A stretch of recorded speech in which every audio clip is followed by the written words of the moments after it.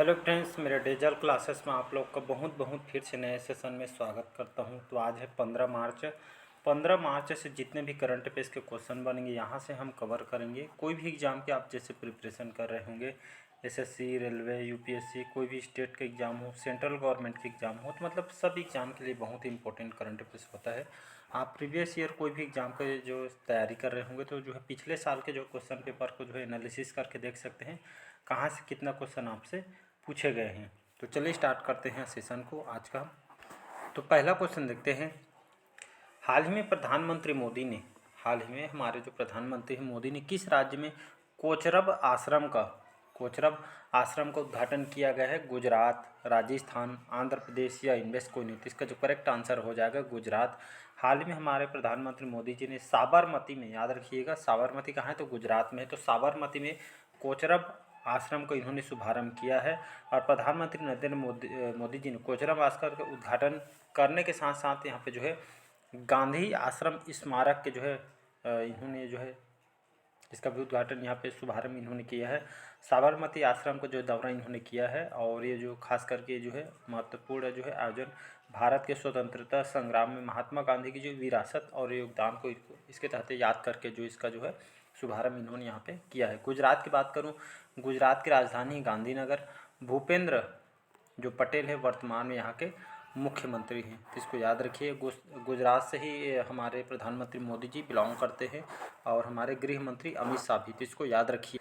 अगला क्वेश्चन देखते हैं। हाल ही में सुभाष चंद्र बोस जी के जीवन पर आधारित डिजिटल प्रदर्शनी सुभाष अभिनंदन का शुभारंभ किसने किया गया है? नरेंद्र मोदी, अमित शाह, अर्जुन राम मेघवाले या इनमें से कोई नहीं। तो केंद्रीय मंत्री जो अर्जुन राम जो मेघवाल है इन्होंने जो है सुभाष चंद्र बोस के जीवन पर जो आधारित डिजिटल प्रदर्शनी सुभाष अभिनंदन का उद्घाटन किया गया। इसके तहत भारतीय राष्ट्रीय अभिलेखागार ने हाल ही में जो अपना 134वां स्थापना दिवस जो है मनाया गया है। इसी अवसर पर कानून और न्याय जो स्वतंत्र प्रभार संसदीय कार्य और संस्कृति राज्य मंत्री अर्जुन राम मेघवाले ने सुभाष चंद्र बोस के जीवन पर आधारित एक डिजिटल प्रदर्शनी सुभाष अभिनंदन का शुभारंभ किया गया है। राष्ट्रीय अभिलेखागार के उपलब्ध में ये खास करके जो है आधारित ये जिसका शुभारंभ किया और इसके तहत हमारे भारत की कला और संस्कृति को जो है एक तरफ यहाँ पर जो है बढ़ावा देना है डिजिटली माध्यम से, तो इसको याद रखिएगा।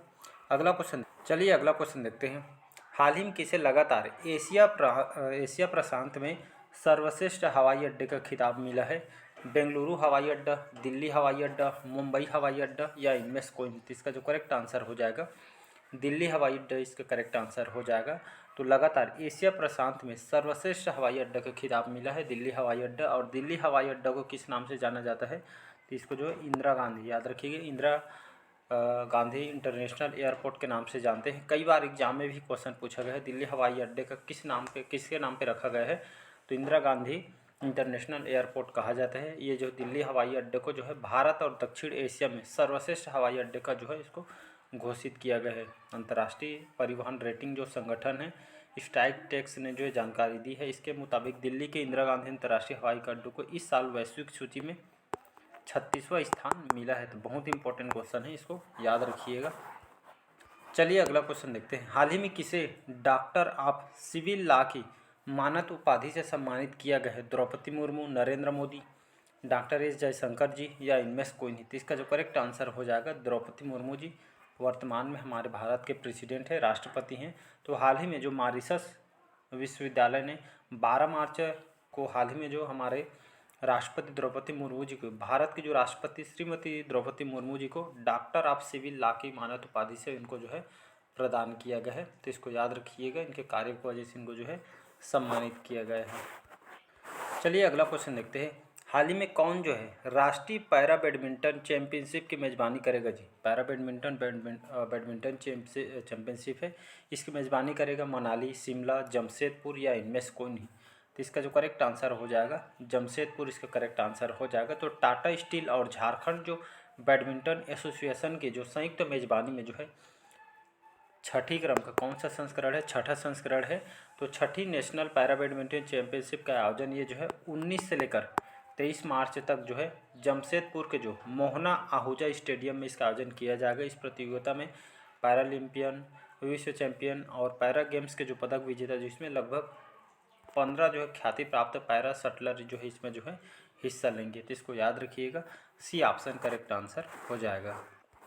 चलिए अगला क्वेश्चन देखते हैं। हाल ही में मॉरिशस दिवस कब मनाया गया है? 10 मार्च, 12 मार्च, 11 मार्च या इनमें से कोई नहीं। तो इसका जो करेक्ट आंसर हो जाएगा 12 मार्च। 12 मार्च को जो है मॉरिशस दिवस मनाया गया है। भारत और आप सभी को पता होगा भारत और मॉरिशस के बीच जो है अच्छे संबंध भी हैं और मॉरिशस दिवस जो है 12 मार्च को यहाँ पे मनाई जाती है। तो इसको याद रखिएगा। अगला क्वेश्चन देखते हैं।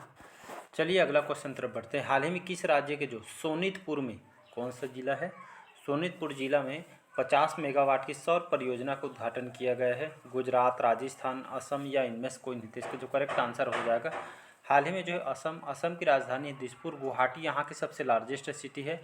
हेमंत बिस्वा शर्मा जी वर्तमान में यहाँ के मुख्यमंत्री हैं। असम के जो सोनीतपुर में जो जिला, यहाँ पे लगभग 50 मेगावाट की सौर परियोजना का उद्घाटन किया गया है। तो 50 मेगावाट की सौर परियोजना जो है जिसकी लागत है 291 करोड़ रुपये की लागत से इस परियोजना का जो है जिसको तैयार किया गया है और 101 मिलियन यूनिट जो है हरित ऊर्जा, जिससे हरित हाइड्रोजन उसको उत्पन्न करेगी और 25 वर्षों में इसे लगभग 2319 मिलियन यूनिट ऊर्जा का जो है उत्पादन होने की जो है उम्मीद बताई जा रही है। और Assam power development corporation limited को यह ऊर्जा रुपये में ये आपके प्राप्त होगी। तो इससे बहुत सारे फायदे भी हैं, तो इसको याद रखिए, जिसका उद्घाटन यहाँ के मुख्यमंत्री हेमंत बिस्वा शर्मा जी ने यहाँ पे किया गया है। तो इसको याद रखिएगा। चलिए अगला क्वेश्चन देखते हैं, इंपॉर्टेंट क्वेश्चन है। हाल ही में आई रिपोर्ट के अनुसार 2019 से लेकर 2023, ये डाटा इंपॉर्टेंट है, रिपोर्ट के अनुसार 2019 से लेकर 23 के बीच दुनिया का शीर्ष हथियार आयातक जो है कौन सा देश बना है? श्रीलंका, भारत, पाकिस्तान या इनमें से कोई नहीं। तो इसका जो हमारा भारत प्यारा देश, इससे करेक्ट आंसर हो जाएगा। तो ये रिपोर्ट है सिप्री के द्वारा इसको जारी किया गया है और 2019 से लेकर 23 के बीच दुनिया का शीर्ष हथियार आयातक देश से जो बना है हमारा भारत बना है। भारत जो है विश्व का सबसे बड़ा हथियार खरीदने वाला देश बन गया है और रिपोर्ट में जो सिप्री के द्वारा जारी किया गया है और भारत दुनिया का सबसे बड़ा हथियार आयातक देश बन गया जी। ये जो है सिप्री, याद रखिएगा, सिप्री के द्वारा रिपोर्ट जारी किया गया। इसके अनुसार लगभग 5 साल में भारत विश्व का सबसे बड़ा हथियार आयातक देश बन गया है और सबसे ज़्यादा हथियार भारत ये जो है किससे खरीदती है? तो लगभग 5 सालों में देखेंगे तो सबसे ज़्यादा हथियार एशियाई देशों ने यहाँ पे खरीदे हैं। तो इसको याद रखिएगा, सबसे ज़्यादा वेपन्स खरीदे यहाँ पे जो है भारत द्वारा 19 से 23 के जो डाटा दिया गया। सिप्री मतलब जो है इंटरनेशनल पीस इंस्टीट्यूट जो यानी जो है सिप्री के द्वारा ये जारी की रिपोर्ट, इसके अनुसार यहाँ पे जो है डाटा निकाल। और देखेंगे हथियार का सबसे ज़्यादा उपयोग यहाँ पे जो यूक्रेन में रूस और यूक्रेन के बीच युद्ध हुआ था उस समय यहाँ पे हथियार का जो यहाँ पे जो है वेपन्स वगैरह का सबसे ज़्यादा उपयोग हुआ था। तो इसको याद रखिएगा, भारत जो है शीर्ष हथियार आयातक देश यहाँ पे बन गए हैं। चलिए अगला क्वेश्चन। हाल ही में किस बैंक ने all in one payment variable launch किया गया है?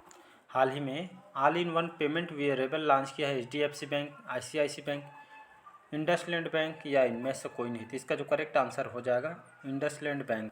तो इसका जो करेक्ट आंसर हो जाएगा इंडसलैंड बैंक हो जाएगा। तो all in one payment variable launch किया है इंडसलैंड बैंक के द्वारा। ये खास करके पेमेंट सुविधा को बढ़ावा देने के लिए इसको लॉन्च किया गया है। इसके खास करके master card, debit, credit card, ये सभी जो कार्ड के लिए जो है भारत का जो है पहला ऑल इन वन जो है टोकनाइजेबल वेरिएबल बैंक है। जल्द ही जो है अलग अलग कार्ड के लिए जो इसको इस तरह को जो है बढ़ाया जाएगा। एक तरफ यहाँ पे देखेंगे तो जो ऑनलाइन पेमेंट को जो है एक तरफ यहाँ पे जो है डिजिटलीकरण किया जा रहा है ताकि पेमेंट को सुविधा को बेटर बनाया जा सके। इसीलिए यहाँ पे जो है ये ग्राहकों जो है उचित सुविधा यहाँ पे दी जा रही है। तो इसको याद रखिएगा। अगर मैं बात करूँ इंडसलैंड बैंक, इसकी स्थापना कब की? इसकी स्थापना 1994 में इसकी स्थापना किया गया था, 1994 में। और हेडक्वार्टर इसका मुंबई महाराष्ट्र में इसका हेडक्वार्टर है। सुमंत जो कटपालिया वर्तमान में इसके जो है MD और CEO हैं अभी इस बैंक के। और गोविंद जैन जो है CFO है इस बैंक के। तो इसको याद रखिएगा, सी ऑप्शन करेक्ट आंसर हो जाएगा। अगला क्वेश्चन देखते हैं। चलिए अगला क्वेश्चन है 10वां। हाल ही में एक्सरसाइज कैटलेस एक्सप्रेस 2024 का आयोजन कौन से देश में किया गया है? जापान, सेशेल्स, इंडोनेशिया या इनमें से कोई नहीं। तो इसका जो करेक्ट आंसर हो जाएगा, तो ये जो एक्सरसाइज है 2024 का आयोजन जो है सेशेल्स में किया जाएगा। ये भारतीय नौसेना ये जो कैटलेस एक्सप्रेस 2024 का आयोजन किस देश में किया गया है, तो सेशल्स में किया गया है। भारतीय नौसेना ने ये जो है अभ्यास जो है किया गया 26 फरवरी से 8 मार्च तक। ये जो है पोर्ट विक्टोरिया सेशल्स जो शहर, इसमें आयोजन किया गया, जिसमें भारतीय नौसेना के द्वारा जो है एक तरह का प्रशिक्षण है। ये जो है जहाज INS तीर द्वारा इसका आयोजन किया जाए। एक तरह के यहाँ पे जो है सैन्य प्रशिक्षण इनको दिया जाता है, मतलब एक तरह का प्रशिक्षण के माध्यम से दुश्मनों को कैसे लड़ना है, इस तरह के बहुत सारे अभ्यास यहाँ पे कराया जाता है।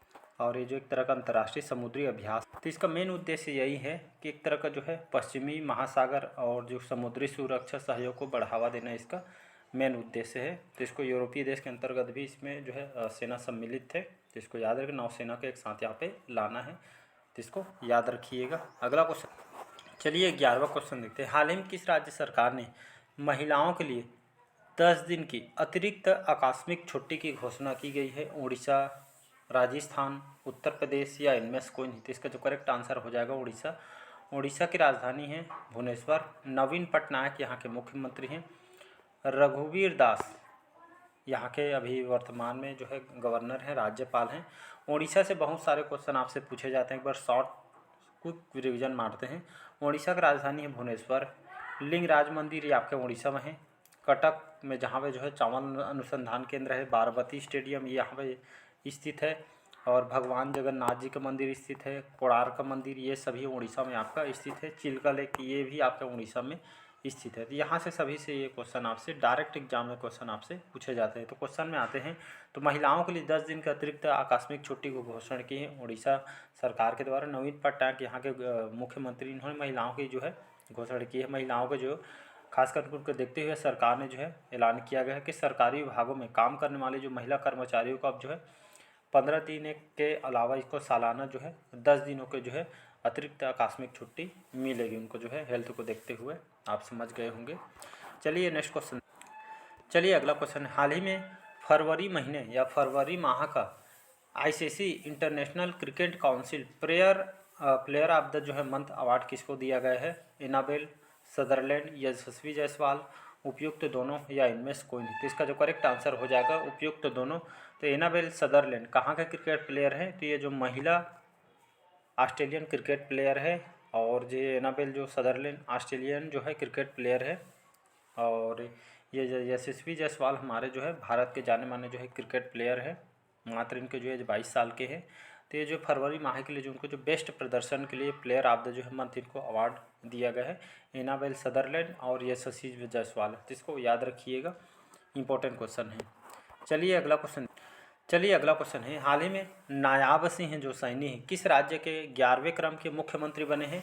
झारखंड, हरियाणा, छत्तीसगढ़ या इनमें से कोई नहीं? तो इसका जो करेक्ट आंसर हो जाएगा हरियाणा। हरियाणा की राजधानी चंडीगढ़।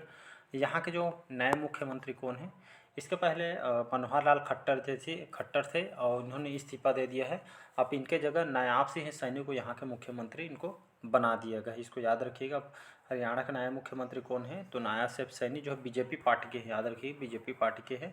इसके पहले मनोहर लाल खट्टर जी थे, अब इनको जो इस्तीफा दे दिया गया है। तो यहाँ के 11वें मुख्यमंत्री नायाब सिंह सैनी हैं। सांसद भी वगैरह यहाँ पे रह चुके हैं, तो इसको याद रखिएगा।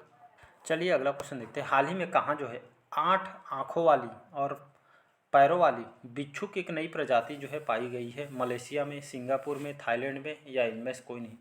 तो ये जो 8 आँखों वाली और 8 पैरों वाली बिच्छू की जो नई प्रजाति मिली है, थाईलैंड में मिली है। तो थाईलैंड का जो एक पार्क है जहाँ पे वैज्ञानिकों ने जो है बिच्छू की एक नई प्रजाति देखने को यहाँ पे मिली है, वैज्ञानिकों के द्वारा यहाँ पर बताई गई है। जो है खास करके ये जो बिच्छू की 8 आँखें और 8 पैर है और बिच्छू, ये जो है पहले बार आप सुन रहे होंगे। इसका जो है पिक्चर मैं अभी दिखाऊंगा, मतलब नहीं देखे होंगे। वैज्ञानिकों इसका नाम जो है थाईलैंड के उस नेशनल पार्क के नाम पर जो है स्कॉर्पियोप्स क्रचान जो है एक पार्क है, इनके नाम पे जो है इस जो है बिच्छू की जो एक नई प्रजाति की मिली है, इस पार्क को यहाँ पे रखी गई है। और यहाँ पे थोड़ा मैं थाईलैंड में बात करता हूँ, फिर आपको जो पिक्चर मैं यहाँ पे बात करूँगा। थाईलैंड की राजधानी है बैंकॉक, यहाँ की राजधानी है। और यहाँ के प्राइम मिनिस्टर कौन है? तो श्रेटा थाविसिन जो वर्तमान में यहाँ के प्रधानमंत्री हैं। चलिए एक बार मैं इसका पिक दिखा दूँ इस बिच्छू। तो यहाँ पे आप देख सकते हैं ये बिच्छू है, ये थाईलैंड में जो यहाँ के वैज्ञानिकों ने खोज की इस प्रजाति की, जिसमें जो है इस बिच्छू के 8 आँख और 8 पैर इस बिच्छू के, जो आप कभी नहीं देखे होंगे। तो तो ये इसको याद रखिए। यहाँ के एक पार्क है, नेशनल पार्क का, इसके नाम पे जो है इसको रखी गई है। स्कॉर्पियो क्रचान करके इस नाम को रखा गया है। तो आप देख सकते हैं यहाँ पे जो है। चलिए बढ़ते हैं अगले क्वेश्चन तरफ। चलिए आज का लास्ट क्वेश्चन देखते हैं। हाल ही में किसने NCSC, इसका फुल फॉर्म होता है national commission for scheduled caste, आप समझ गए होंगे।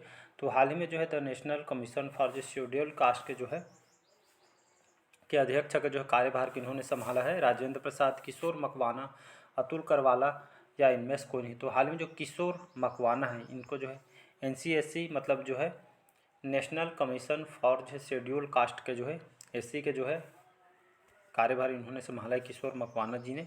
तो भारत में जो राष्ट्रीय अनुसूचित जाति आयोग जो है एक जो संस्था है, सभी को पता है।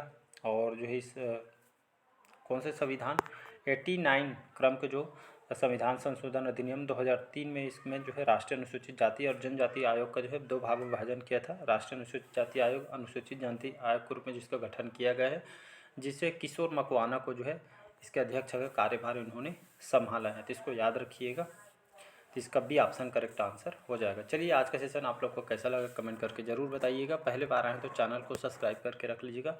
इसका PDF आपको कहाँ मिलेगा? इसका PDF आपको टेलीग्राम में मिलेगा, डिस्क्रिप्शन में लिंक दे दूंगा, तो वहाँ से डायरेक्ट डाउनलोड करके कम से कम रिवाइज़ कीजिएगा। PDF आपको वहाँ पे मिल जाएगा। टेलीग्राम में जुड़ जाइएगा, बहुत सारे नोटिफिकेशन वहाँ पे अपडेट मैं देते रहता हूँ। Thank you.